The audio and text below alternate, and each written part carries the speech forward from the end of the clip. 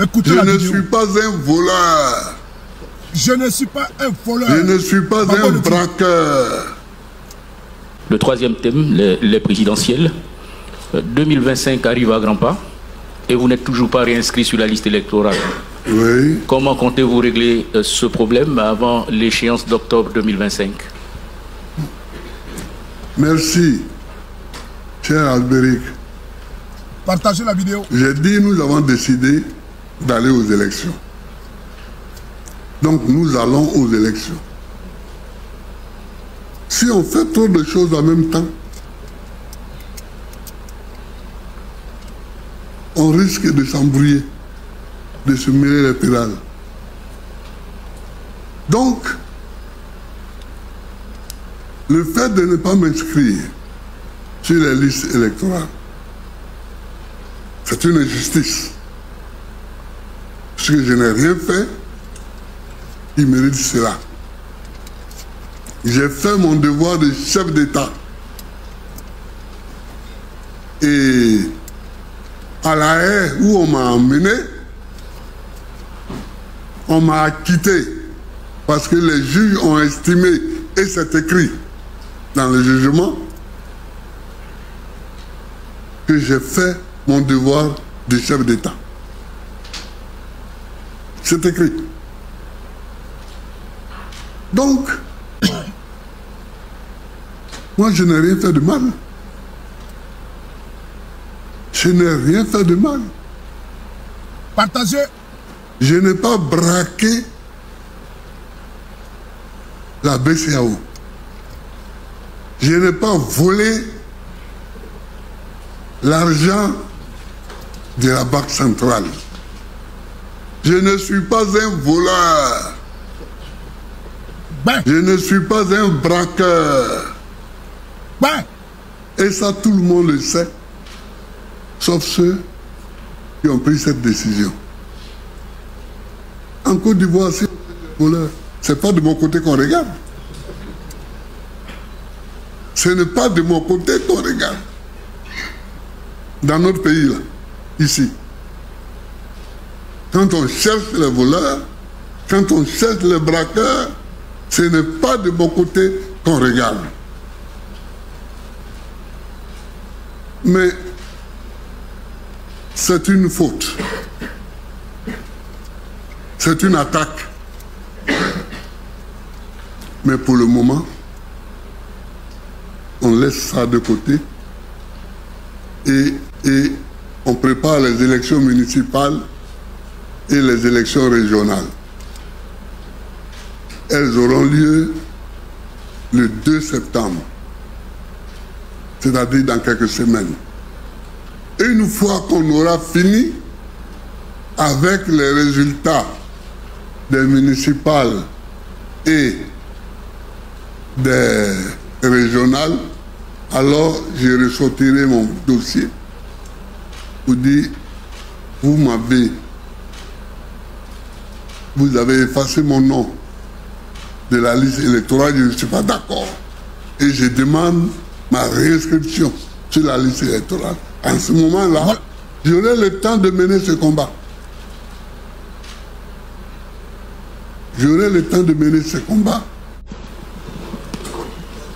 Monsieur le Président, tout à l'heure, vous venez de dire que vous allez mener le combat, je veux parler de votre radiation, de la liste électorale. Vous allez mener le combat tout juste après les élections du 2 septembre. Mais moi, je me pose la question de savoir, mais pourquoi pas maintenant? Parce que...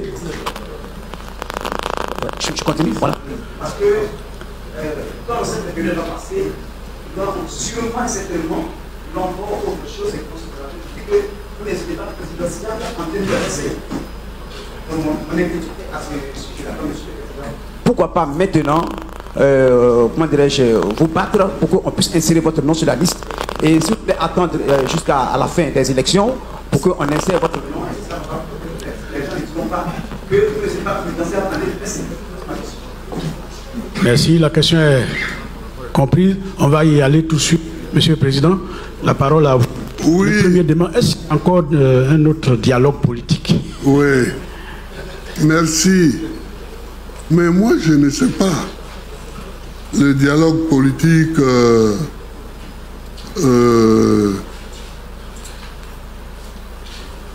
je n'étais pas là quand il a été conçu.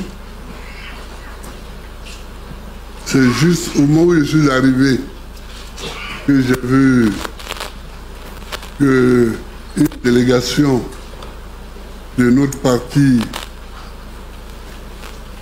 est partie justement au dialogue politique.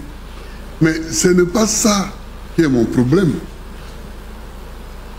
Ce n'est pas le dialogue politique qui a radié le nom de Gbagbo Laurent.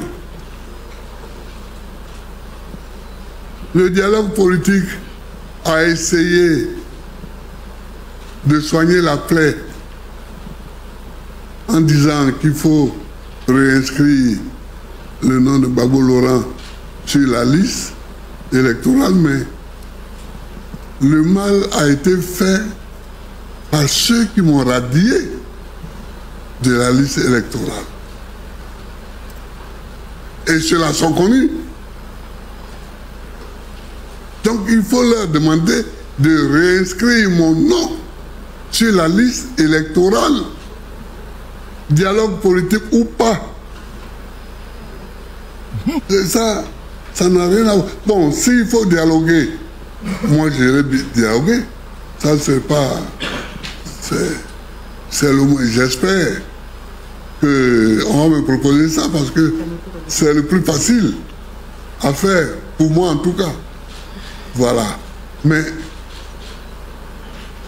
il faut poser le problème pour qu'il soit réglé. Et j'ai dit que je ne suis pas un voleur.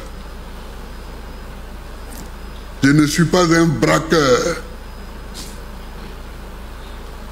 Sinon, la CPI ne m'aurait pas déclaré indigent. Quand j'étais à la CPI et qu'on devait me juger, il fallait payer mes avocats. Je leur ai écrit pour qu'ils payent mes avocats. Parce que je n'avais pas d'argent. Ils sont venus dans l'enceinte de la prison, à 3, pour me dire comment vous n'avez pas d'argent. Vous dont on dit que vous avez des comptes en Suisse. Alors je leur ai dit, ici on n'est pas en Côte d'Ivoire. Ici on est à La Haye, c'est-à-dire aux Pays-Bas. La Suisse est tout près, à côté. Donc, vous pouvez aller en Suisse et regarder dans toutes les banques si vous trouvez un seul nom, si vous trouvez un seul compte à mon nom dans une quelconque banque en Suisse. Vous qui me parlez là, prenez l'argent qui est dedans, cadeau, et puis venez déposer plainte contre moi pour mensonge. C'est ce que j'ai répondu au monsieur. J'ai dit, si vous trouvez un seul compte au nom de Gbagbo Laurent en Suisse,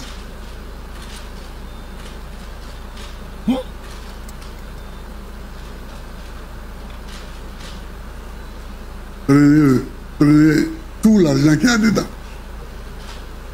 en cadeau. Prenez ça, cadeau. Prenez ça, cadeau. Et puis vous venez déposer plainte contre moi. Je ne suis pas un voleur, je ne suis pas un amoureux d'argent. Moi, je travaille depuis et on me paye et ça me suffit pour me faire vivre. Et j'ai mon compte ici, à Abidjan. J'ai toujours indiqué, quand j'étais en prison, le numéro de mon compte à Abidjan. Bon. Donc, monsieur, cette histoire-là, c'est une histoire de vol et en même temps une histoire d'honneur. Et en même temps une histoire d'honneur. Alors c'est pour ça que le second journaliste demande, mais pourquoi différer ce combat pour l'honneur?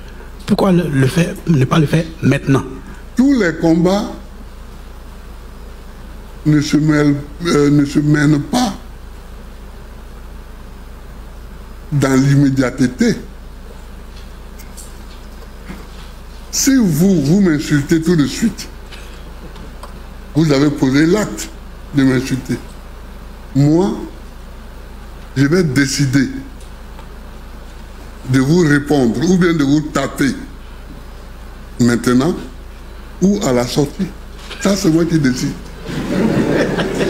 Voilà. Vous posez l'acte de m'insulter maintenant. Mais moi, je décide de vous répondre ou de vous taper maintenant ou à la sortie. C'est ça. Quand vous devez poser un acte, vous êtes quand même libre du choix du moment. J'ai dit que maintenant, notre parti a décidé d'aller aux élections municipales et aux élections régionales. C'est ce que nous préparons.